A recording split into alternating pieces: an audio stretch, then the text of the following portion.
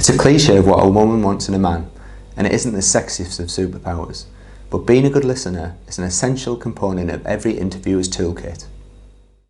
The interviewing process can be an arduous one, and selecting the wrong employee can be extremely costly for a business, especially at a senior management or executive level. Adhering to the following tips and tricks will allow you to choose the best candidate in the first instance, as you'll be fully enabled to listen to what they have to say.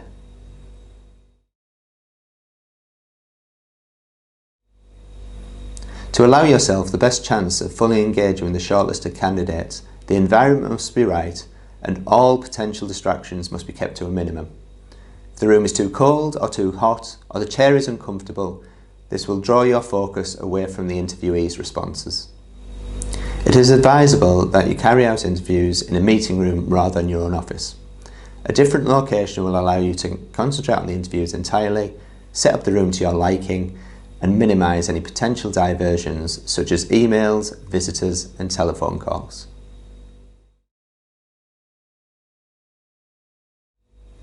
When you have a multitude of things to do during the working day, it is often hard to concentrate on the task at hand without other thoughts coming to the forefront.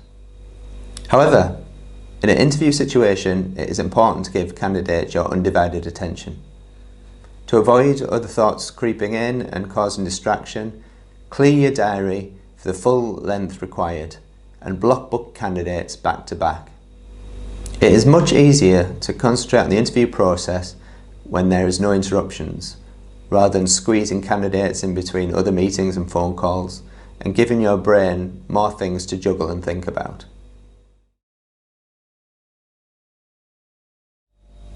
It has been quoted that you make your first impression of someone somewhere between 1/10 of a second and 30 seconds after meeting them, but appearances can be deceptive. It is important that you do not allow your initial reaction to influence whether or not you're going to give the candidate a chance, or presume how the candidate is going to answer based on their appearance. Interviewing is also a repetitive business, and when you've heard similar answers from candidates throughout the day, it is often difficult not to preempt what the next candidate is going to say, or switch off onto autopilot. Make sure you give every candidate your undivided attention, and try and treat every interview as if it was the first one of the day.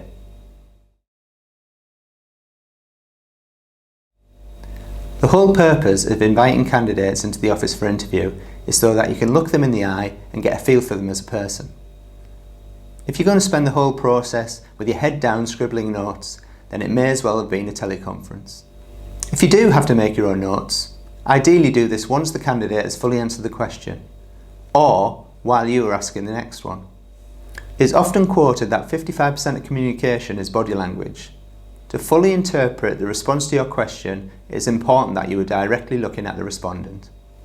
Their physical movement will determine whether they are passionate about their answer, whether they're unsure about their response, or even whether or not they're telling the truth.